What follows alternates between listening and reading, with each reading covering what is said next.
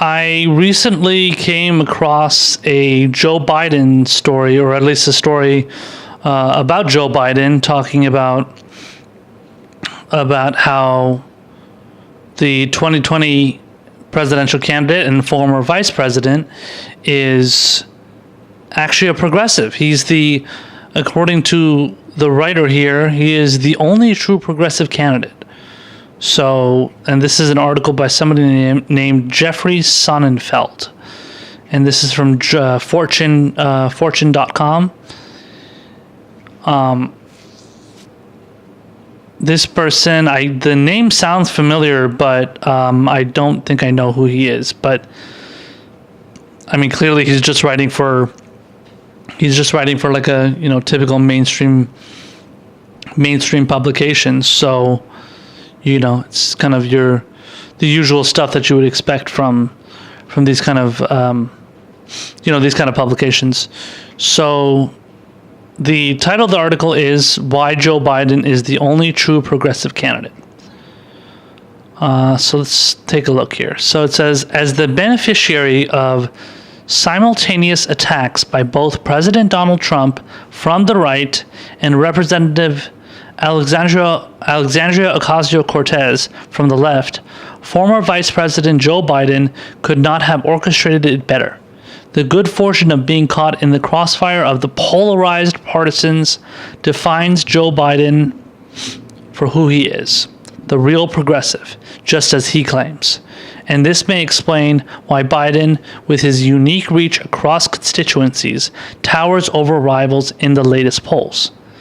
So notice in that first paragraph, this author is already making the juxtaposition between President Donald Trump, a far right conservative, basically, at least based on his policies. He may not consider himself far right, but that's what he is. Especially since I think, if I remember correctly, Donald Trump was running as a Democrat back in the day, and he was part of the Reform Party at another point. So, but anyway, either way, Trump is obviously a right-winger, and Alexandria Ocasio-Cortez is a left-winger, and this person is like, oh my God, they're so partisan, and they're so... one is so extreme. They're both so extreme, and they're both so AOC and Donald Trump are so partisan. So it's wonderful to have this partisan person, Joe Biden at the helm. So pushing for him as if Joe Biden is going to be the middle ground person that's going to push all the policies that, all the wonderful centrist, moderate so-called policies that everybody loves. So let's continue on here. It says, to the consternation of Trump's advisors, his made-for-TV taunts have accelerated Biden's transcendence over his 24 Democratic primary rivals, as Trump seems fearful Biden is the sole candidate who can beat him. When Trump targeted Biden during a rally in Pennsylvania, asserting that Trump had abandoned Pennsylvania for Delaware, Biden responded that he had to move from Scranton at age 10 because his father needed to find work. I've never forgotten where I came from, Biden wrote in a fundraising email, adding that Trump doesn't understand the struggles working folks go through. So let me just say from the outset, as far as when it comes to Biden portraying himself as this regular guy, from the regular working folk, having parents like that and living his own life like that, that could possibly be true. But the way Biden is right now is completely different from what he was when he was younger. Because these days he's constantly pushing for conservative, centrist, center-right positions, essentially, and just because he, has a certain position on issues that cater to the Democratic base doesn't make him a liberal, doesn't make him a progressive, far left, whatever the hell you want to refer to this person as. This person, Joe Biden, is a corporatist to his core. at least these days. Again, whatever he was before is not very relevant to right now, especially when you really dig deep and go into the details of what his policy ideas are, what he's pushed for in his career.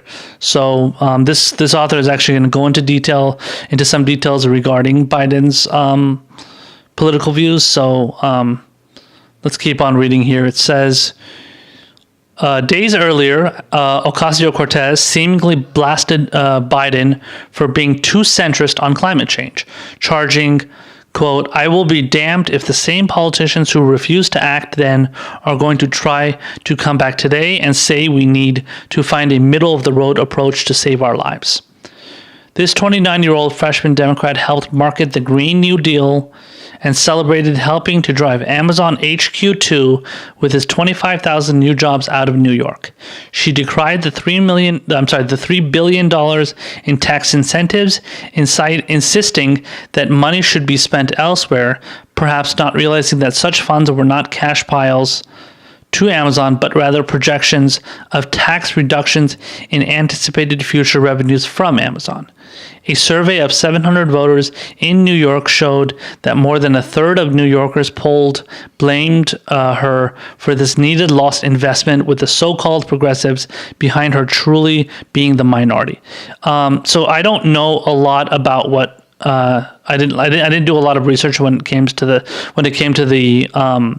Amazon HQ2 not being built in New York, but what I do know is that was basically just another way for Amazon, which is a corporate multinational corporation, multinational company, to basically expand its kind of presence to another part of the country, because I believe Amazon is originally in Washington State. That's on the opposite side of the country, whereas they want to get it to they want to create a second headquarters in New York. So this person talking about how the fact that they couldn't get a second headquarters that would supposedly create 25,000 new jobs, and that all these tax incentives and stuff. No, that's smoke and mirrors covering up the fact that in reality, what this move, what this at least the building of the headquarters in New York, what would have done is that it would have just created this extra home base for Amazon to expand itself and then create more jobs. But in reality, they would have probably created a lot more low-paying jobs. Now, the good thing is Bernie Sanders did pressure Amazon and among a couple of other corporations to basically he forced their hand to pay their workers a $15 minimum wage, which is good. Now, I don't know if honestly, I don't know if that's something that just happens across the board, because Jeff Bezos, the owner of Amazon and one of if not the richest man and person in the entire world, he said that he thanked Bernie Sanders, says, "Oh, that's wonderful. Bernie Sanders is awesome for doing this for us, and we really appreciate it." So I hope he's being I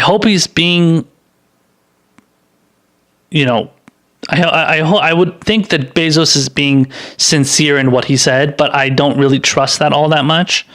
So it's kind of hard to get a read on a corporate, the owner of a corporate, big multinational corporation. It's just, I don't really know if they're being honest in their claim that they're obviously somebody like Bernie Sanders doing something great that a lot of people would love. I think he's just trying to save face and be like, "Oh no, I support it," but in reality, am I really going to do it? Do I really love what he did? Just as a side note to the fact that I don't believe that Bezos really supports what Bernie Sanders did. His own, the publication that he owns, which is the Huffington Post, they constantly are writing hit pieces against Bernie Sanders. They did that all the way back in 2016. I don't know if Bezos is running the Washington Post back then, but if he was, it would make sense considering the fact that they were attacking him so harshly back in 2016. They're doing it pretty harshly these days. They've certainly been doing it before 2019 for sure. So between 2016 and 2019. But yeah, I mean, generally, I just don't. So like, I don't believe. What I'm basically getting to is that I don't think that it would have been the case that the jobs that were going to be created in this HQ2 in New York would have been like all $15 minimum wage jobs. That's just my opinion. I could be wrong. I'm giving you my opinion. That's what I believe, because I don't really, I have trouble believing a lot of what these, big corporations do and will do and would do. So, but yeah, it's, so like the people that are mad that, AOC pushed for this HQ2 to not exist in, to not, be built in New York. I mean, honestly, what a lot of people don't know is that you're sparing a lot of people from having these kind of shitty jobs. And Amazon is known to have is known to not treat its workers very well. I mean, I don't know the details. I've talked to a couple people, but from what I've heard and from what I've read, I mean, they're basically treated as slaves. They have GPS watches, I think, placed on their wrists, so they're not allowed to go to they're not allowed to go very far when it comes to certain, let's say if they're on a break or something, they can only be on their breaks for a certain period of time. So they monitor them like crazy. So the workers at Amazon are not treated well. Even if they are getting paid $15 minimum wage, that's not nearly enough considering the kind of stuff that they're doing. So I mean, whatever. It's the people crying about 25,000 jobs weren't going to be made. You saved yourself from the fact that those 25,000 jobs or weren't going to treat a bunch, 25,000 people as slaves, essentially, slave workers, because of the horrible conditions and the horrible expectations that are expected out of them.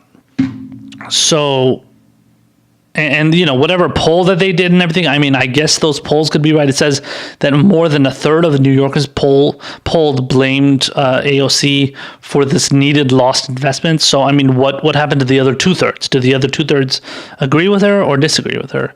I mean, it links to a poll here. Let me see if I can see what this says. It links to a New York Times article, but it says 2/3 of the voters said Amazon's withdrawal was bad for New York.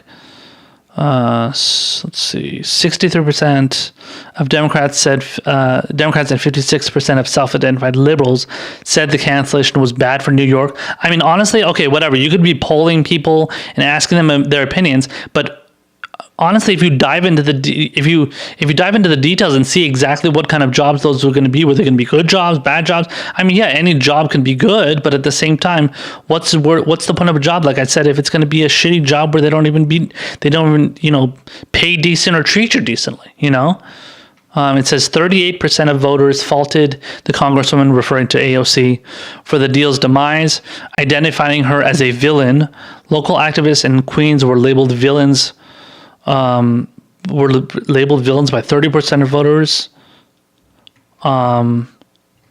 Yeah, so it doesn't say what the other 2/3 thought. I mean, it says 34%, or that's about roughly a third.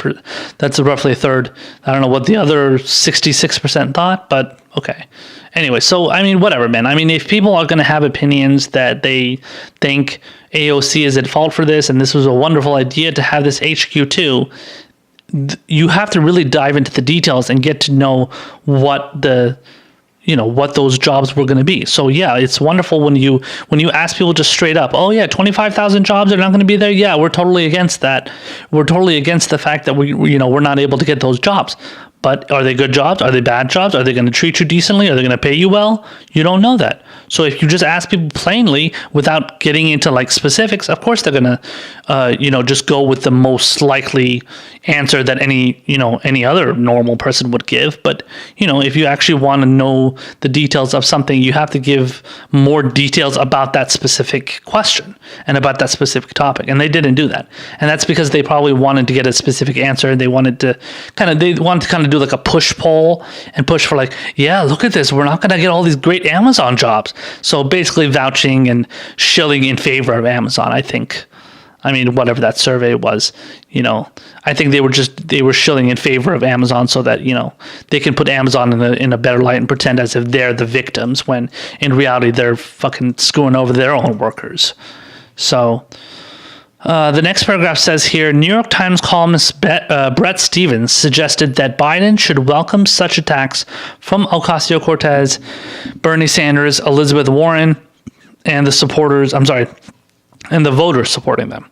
Stephens identified such opportunities as sister soldier moments, hearkening back to when candidate Bill Clinton in 1992 rebuked singer and activist Lisa Williamson, sister soldier, I guess, for reverse racism. As Stephens writes, Clinton seized this opportunity to distance himself from his party's fringe and win the election, including with 83% of the African American vote. I don't know. I don't know what the whole thing is that this person is talking about. I haven't read that Bret Stephens article, which apparently is an article that suggests that millennials hate Biden or something, and then it says the feeling is mutual. So the fact that, Biden doesn't, or they don't like Biden, Biden doesn't like them. Okay, whatever. That's good luck with that. Good luck with that strategy. So let's see here. So when it comes to like comparing what Bret Stephens and what this author is saying that Biden should do, comparing it to Bill Clinton fighting against or going out against activists that accused him of reverse racism, I don't really understand the connection there. I mean, so I guess you're just fighting back against somebody that accuses you of something. Okay, whatever. I mean, maybe the reverse racism was bullshit. But when it comes to calling out Joe Biden for being a centrist and being a corporatist and sucking up to the establishment, that's perfectly... I mean, coming from my perspective, I think coming from the perspective of many people out there, I think many people would agree that Joe Biden, if he's, maybe they don't know that he's a corporatist. I know leftists like myself, leftists and progressives like myself believe that, but other people just, they probably just don't want another, typical politician, a guy that was already VP, somebody who's been in the Senate for like a million years. I mean, would they really want Biden to be president that badly? I did an article. I covered an article last week about how a big chunk of the Congressional Black Caucus wants Joe Biden as president and Kamala Harris as VP, even though we haven't even had a fucking debate yet. But I mean, I just think certain members of the establishment love Biden, and articles like this pretend that the rest of the country must love Biden too. So, I mean, obviously, typical hackiness from these authors who write these bullshit articles. But anyway, moving on. It says, while Biden is neither a Trump Republican nor an Ocasio-Cortez Democrat, is it fair for him to claim he is a genuine progressive? Yes, because the term is often misunderstood and misused. Oh, please tell us more. New age Democrats cannot simply redefine the term, quote, progressive, an existing political brand. The progressive movement in American politics, which grew out of the progressive era a century ago, was defined by centrist, unifying social activism across communities, and it spanned Republican and Democratic parties. Okay, so what this ignoramus obviously does not understand is that the progressive movement is not the same thing as it was back in, I guess what did he say? So I guess he's basically referring to like the years like Theodore Roosevelt, basically. And that's when the progressive movement first kind of sprung up and kind of became popular and became well known. And so, there's a lot of ideas that, I'm sure there's a lot of ideas, I'm absolutely positive there's a lot of ideas that, Theodore Roosevelt pushed for that a lot of people would agree with right now. And that was kind of, that in that period of time, that was kind of known as like, kind of like the new awakening of like the United States, and kind of like this this thing to like, so basically what happened was Theodore Roosevelt was president before Woodrow Wilson. Woodrow Wilson was a Republican. And Woodrow Wilson created the huge recession, which obviously led to the, actually worse than a recession. He created basically the Great Depression. And that's when FDR came in. But before Woodrow Wilson came in, the progressive movement was created under Theodore Roosevelt, like I said. And that kind of pushed for this whole like this rekindling of the United States, you know, pushing for more infrastructure, pushing for, you know, tax cuts, raising taxes on the rich, and just like a really like kind of populist, strong populist message.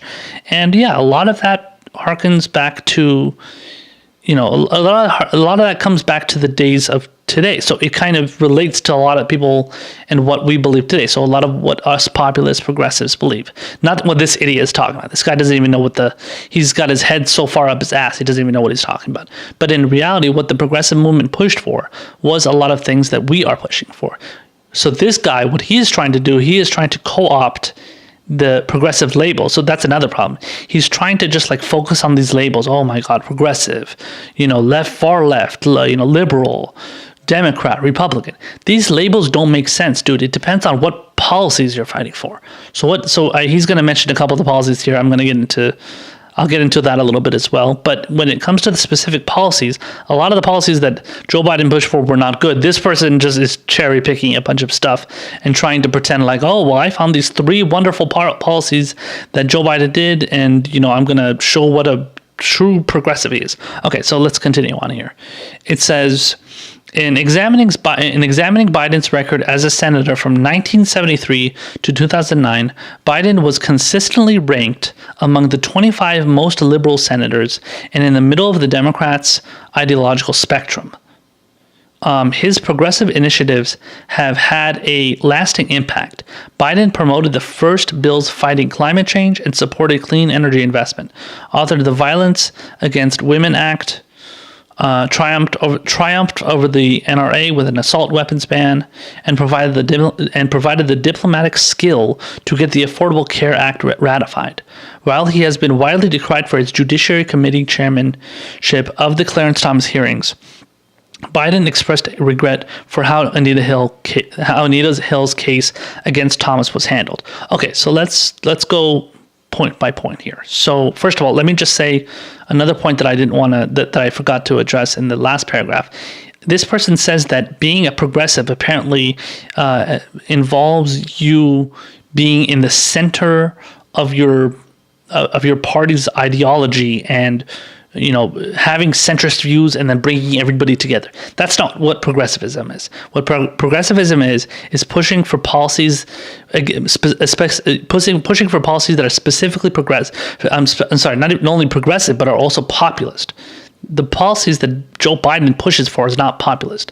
What I just read to you is not populist. Populism is pushing for the policies that people want. Now, I'm not saying that, you know, the policies just mentioned here are not what people want, but there are also a lot of policies that Joe Biden has pushed for that people did not want.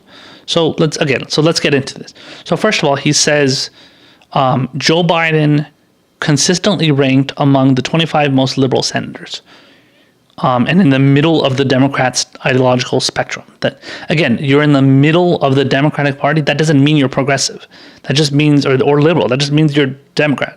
I mean, it would be different if he was like not in the middle and he was to the left of the Democratic Party, that he would be a liberal Democrat.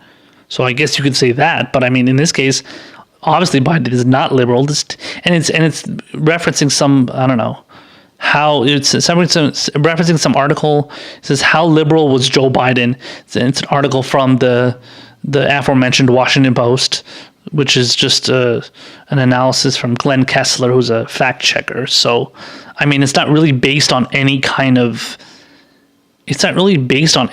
like, you know, facts and figures. I mean, like, how are you gonna rank the 25 most liberal senators? That makes zero sense. Okay, so anyway, putting that aside, I mean, that's just a kind of a subjective opinion. Okay, 25 most liberal senators, wonderful. Okay, so his progressive initiatives have had a lasting impact. So he promoted the first bills fighting climate change and supported clean energy investment. Okay, so what are the details of that? Why don't you give us the details of what what that legislation entailed. What was behind those initiatives? What did he push for? Did he push for a ban on fracking? Did he push for lowering CO2 emissions? Did he push for did he push for fuel efficient cars? Did he push for rail systems so that more people would take trains instead of cars? So we don't know. I mean, you're just putting it out there as wow, look at that. He proposed something that was fighting climate change, but let's not get into the details of it. Okay.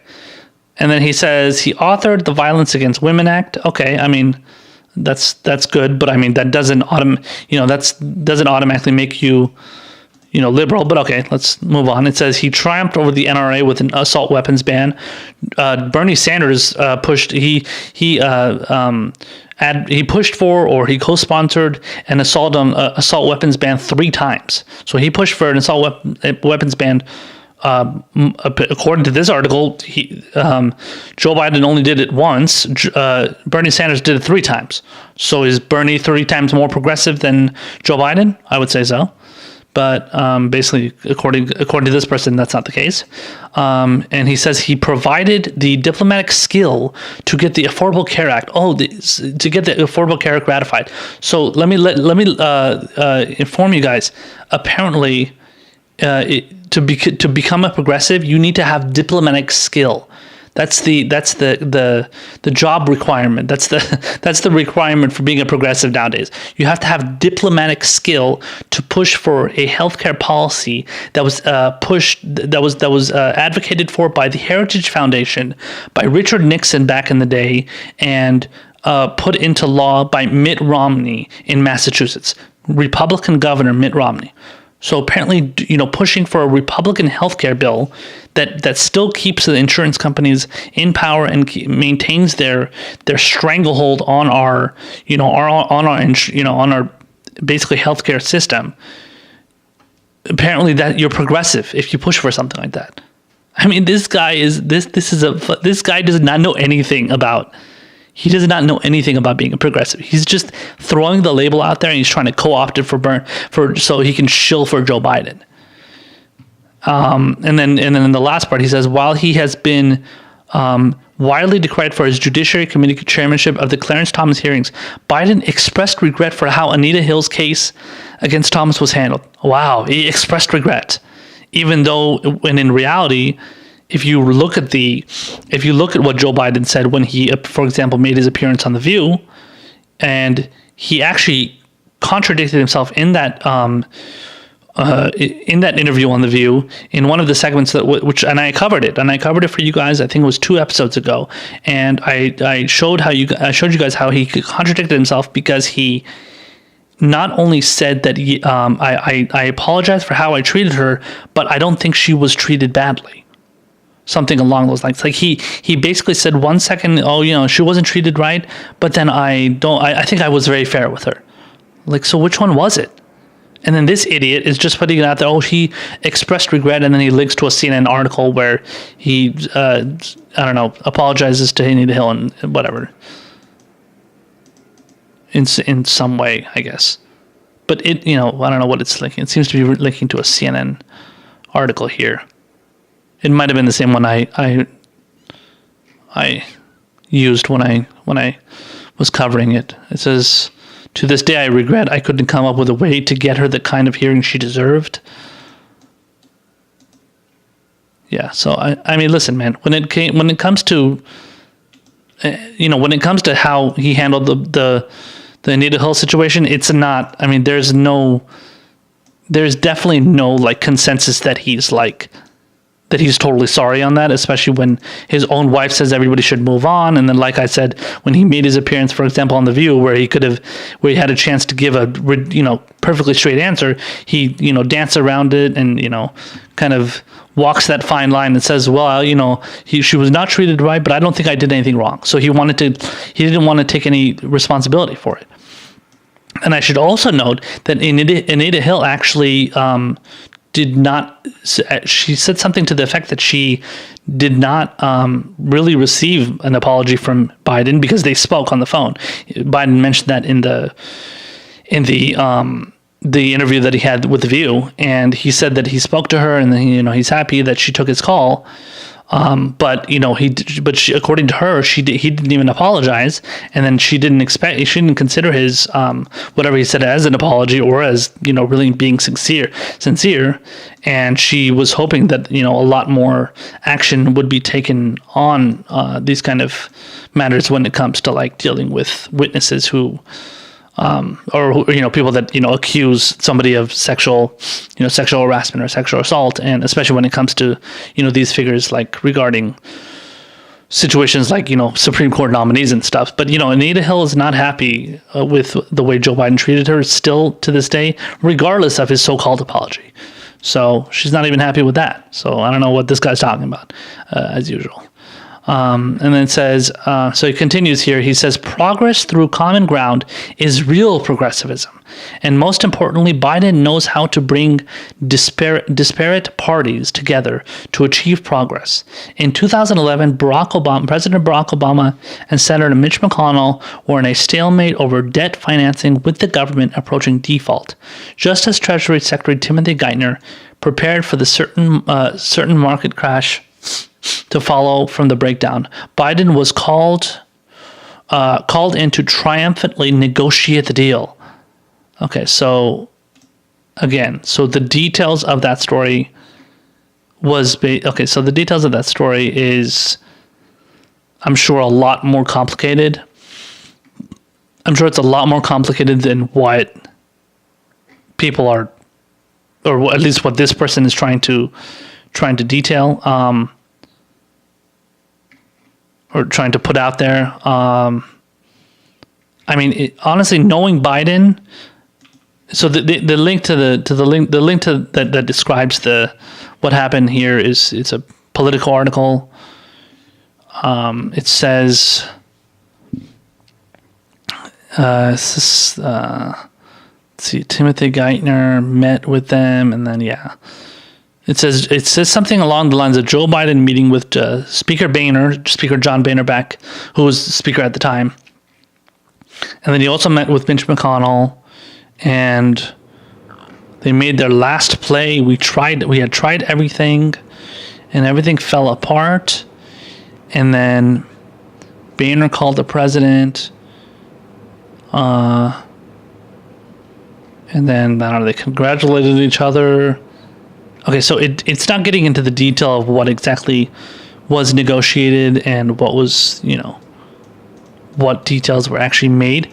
But I guarantee you, knowing Biden, he there's no way he negotiated any kind of deal that was a benefit to the Democrats or to really the country. I wouldn't expect that to be. I mean, why would anybody expect that? Joe Biden has been a sellout almost his entire career, if not his entire career.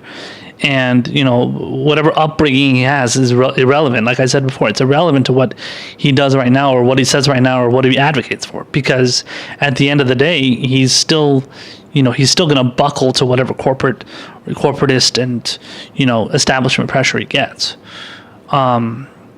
So as usual, this person is just leaving out the details and he links to an article. And then the article's, that article is not even details. It just talks about the conversations that they had. Oh yeah, congratulations for making the deal. Okay, wonderful. So got a few. What is it? About 2 or 3 more paragraphs here. It says, when Bernie Sanders criticizes top-performing Walt Disney CEO Bob Iger over executive pay standard for his industry, what progress does that grandstanding produce?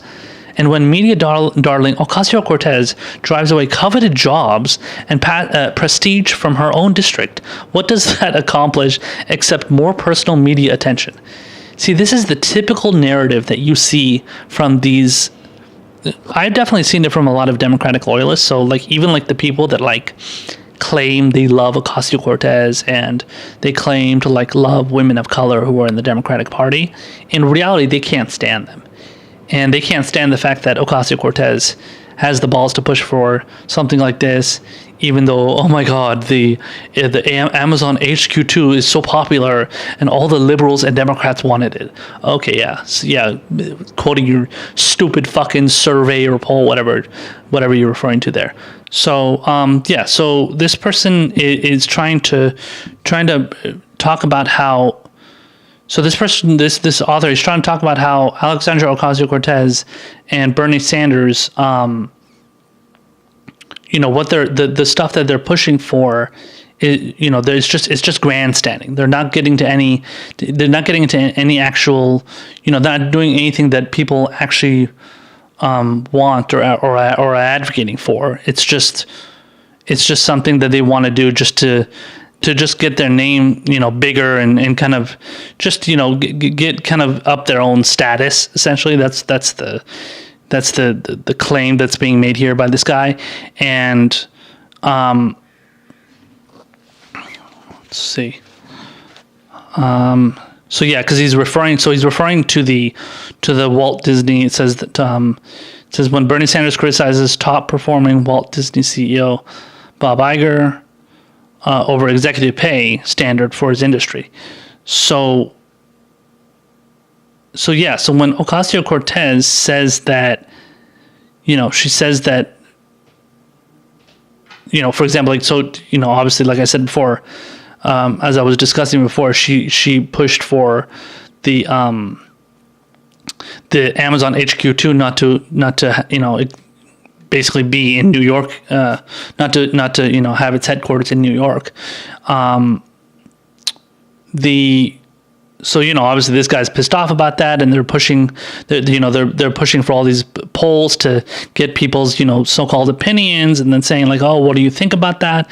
Liberals and Democrats are apparently pissed about this, and so it's just a lot of it's a lot of bullshit. But at the end of the day, when it comes down to it, like I said before, what you're pushing for is you're trying not to allow these, like I said, shitty jobs. The jobs that people have in Amazon are not good. They're not very well paying, let alone very, I guess you could say very, fulfilling. That's for damn sure. Especially when it comes down to, like I said before, as far as like how they treat their workers and stuff. So a lot of the times you can't trust that, and when you can't trust it, what's the point, So yeah, but like when it comes to pushing for these kind of jobs, you are basically just you're talking about how wonderful these jobs are, but in reality, like I said before, you're not talking about how good or bad these jobs are. Like I said, the workers in Amazon are not paid very well. $15 an hour is decent, but that's not even close to like helping people like live decent lives, especially in New York. Imagine getting paid $15 an hour in New York, let alone I guarantee you low pay that people get paid living in New York. What's $15 an hour going to do? Let alone the fact that you're being treated like shit. Like I said, again, they don't have very good work conditions in Amazon. So, we need to let people know that these are not the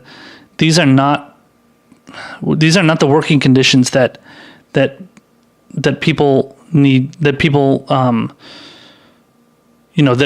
are aware of, so obviously the people that have worked for Amazon know, and all that stuff, but that's not enough. You need to, people need to know that the workers at Amazon don't get treated the way they should. Getting $15 an hour is wonderful, especially the fact that Bernie Sanders pushed for it and stuff. But at the end of the day, that doesn't mean that more jobs need to be created, especially at a headquarters in New York. And then, they need to expand their presence all over the fucking country. Especially in parts of the country like New York, which are big, and they want to obviously capitalize on getting as many workers as possible. 25,000 is a ridiculous amount, but at the same time, are they going to pay those workers a decent wage? Are they going to treat them decently? Who knows? I don't think they would. So, and this person's talking about, he says, again, it says, when Bernie Sanders criticizes top performing Walt Disney CEO Bob Iger over executive pay standard for his industry, what progress does that grandstanding produce? if I remember correctly, didn't Bernie Sanders push for? Didn't he get Walt Disney to pay their workers $15 an hour? I don't think it was a living wage. I'm pretty sure it wasn't a living wage. If it was a living wage, that would be a bigger deal. But I think, if I remember correctly, Bernie Sanders did get Disney to pay their workers $15 an hour, just like he did with Amazon. So when this guy's talking about this, he's totally trying to downplay what Bernie Sanders has done in his at least within the span, what I think it's happened, within the last 6 months or so. But he's just trying to downplay what Bernie Sanders did, what AOC has done, and just because he wants to shill for Biden so badly. So, let me go to the next paragraph here. It says, at best, when we move beyond the grandiosity, there is a social change agenda of today's self-styled progressives. They often address virtuous workplace, education,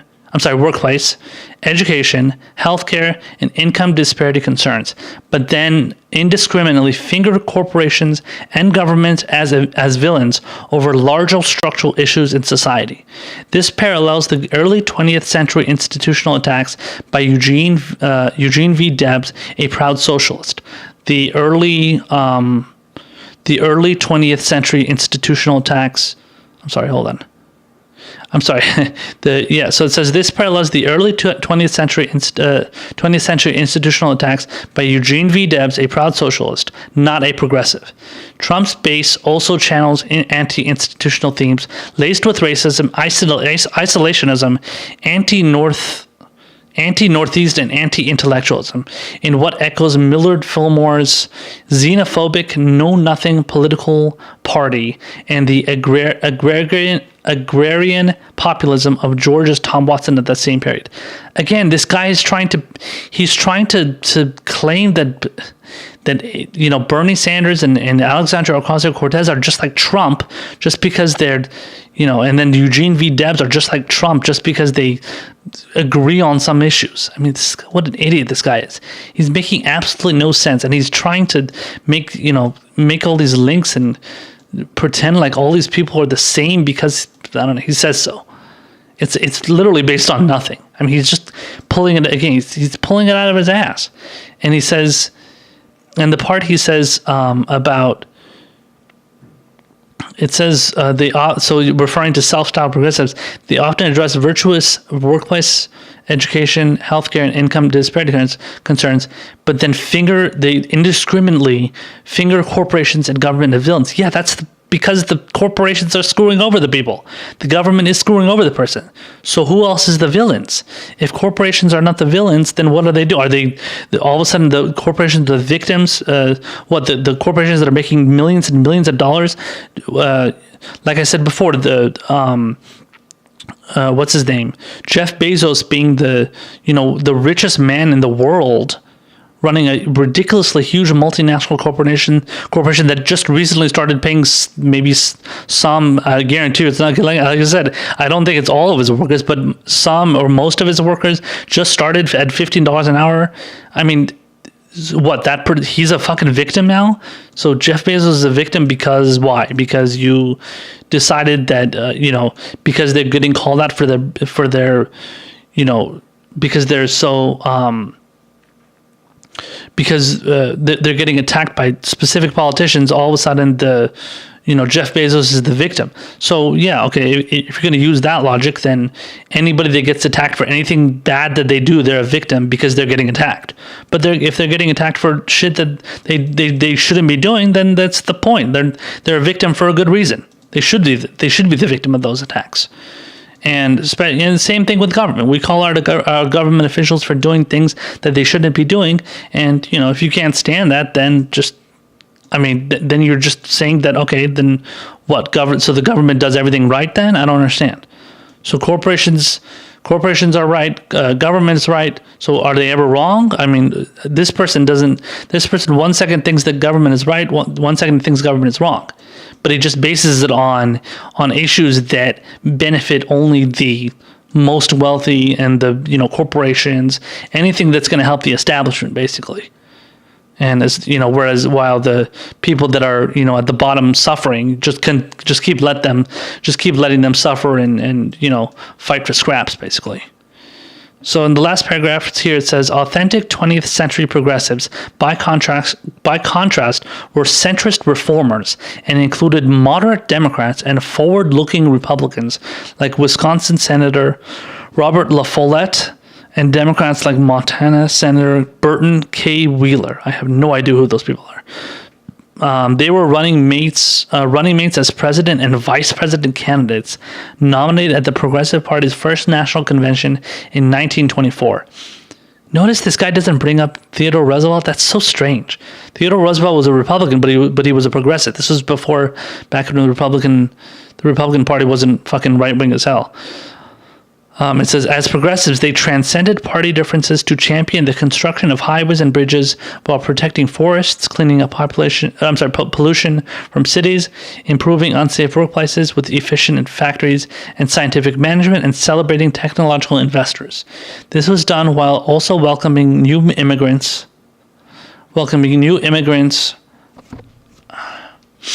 offering settlement houses to orient them and giving new arrivals a shot at the American dream. Rather than drive wedges between groups based on their backgrounds, the progressives stood for national unity and shared values. So listen, dude. Okay, so that's the end of the article. Actually, no, it says one part here. It says the last line, it says, Biden is neither socialist nor populist. He is the true American progressive. Like neither of those, both of those things, socialists and populists, are progressive. This idiot thinks that being a progressive means you have to be a centrist. I mean, you're not making any. I don't even know what he's talking about.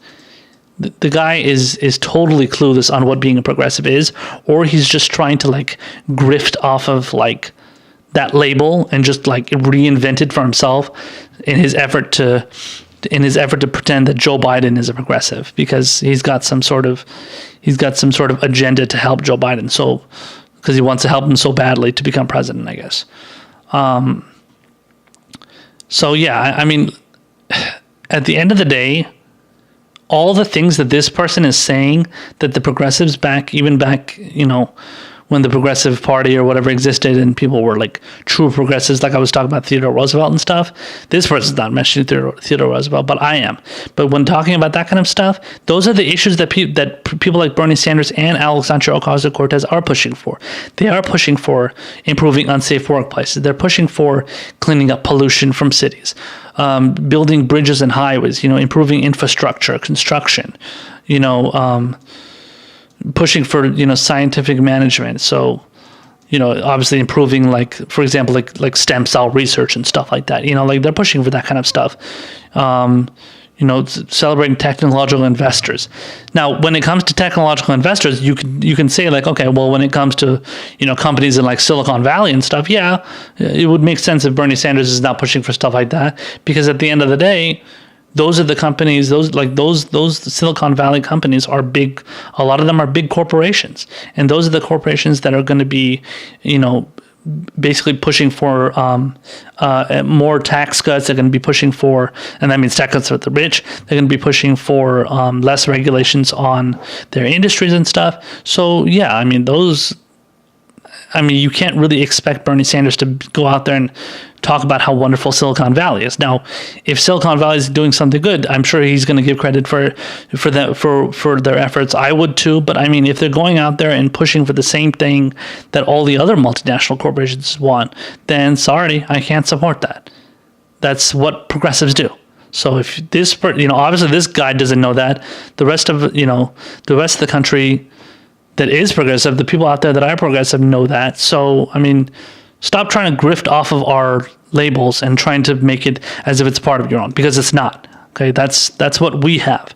You don't have it. You don't own that label, and you obviously don't know what that label is, and you don't know what it entails to be a progressive. So just stay the fuck out of that arena. That's already taken over by somebody like myself, who is a progressive, who is a populist, who agrees with a lot of social democratic policies.